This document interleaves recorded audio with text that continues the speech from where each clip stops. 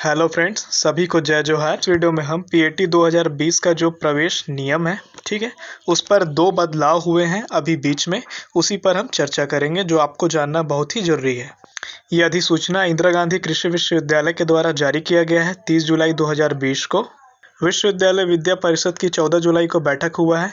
उस पर BSc agriculture और बीएससी हॉर्टिकल्चर में क्या हुआ है, कुछ चेंजेस हुए हैं उसके प्रवेश नियम पर। तो जो प्रवेश नियम पॉइंट 3 है वहाँ पे चेंज हुआ है, प्रवेश नियम पॉइंट 20 है वहाँ पे चेंज हुआ है। तो 3 पे क्या चेंज हुआ है? बीएससी एग्रीकल्चर एवं बीएससी हॉर्टिकल्चर में प्रवेश विद्यार्थी के 12वीं में एक अ नंबर दिया है और एक ब नंबर दिया है।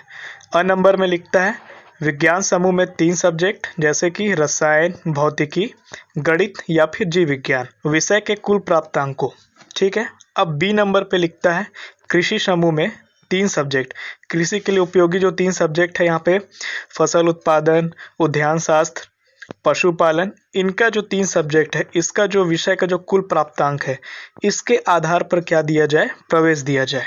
देखिए यहाँ पे फर्स्ट पॉइंट में वही लिख दिया है। यहाँ पे अब हम अच्छे से समझते हैं कि आपको अगर बीएससी एग्रीकल्चर में एडमिशन लेना है या फिर बीएससी हॉर्टिकल्चर में आपको लेना है तो यहाँ पे आपको ये ध्यान रखना है, अगर आप साइंस वाले तो यहाँ पे केमिस्ट्री, फिजिक्स, मैथ या फिर जीव विज्ञान में जितने विषय हैं उसका टोटल नंबर, ठीक है, जितने आपने तीनों सब्जेक्ट में पाए उसका टोटल नंबर।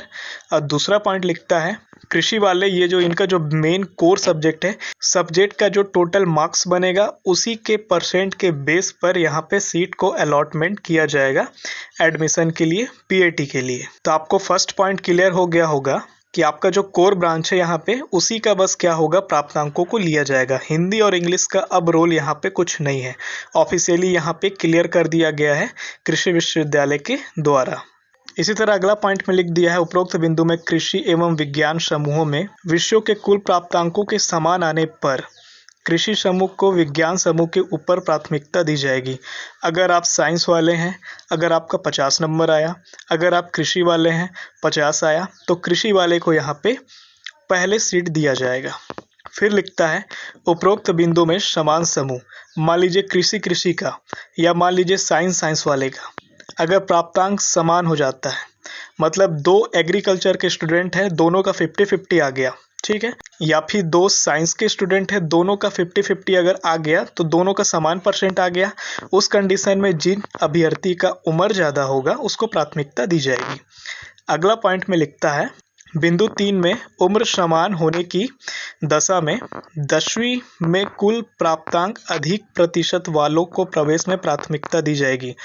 अब दोनों का 50 नंबर आया, ठीक है, दोनों का एज भी समान हो गया, दोनों मान लीजिए 20-20 साल के हैं। अब क्या करें, तो अब वो 10वीं का रिजल्ट को खोजेगा, उन दोनों बच्चों का, उन दोनों स्टूडेंट का, वहाँ पे जिसका परसेंटेज ज़्यादा होगा उसको प्राथमिकता दे देगा, उसको सीट अलॉट कर देगा।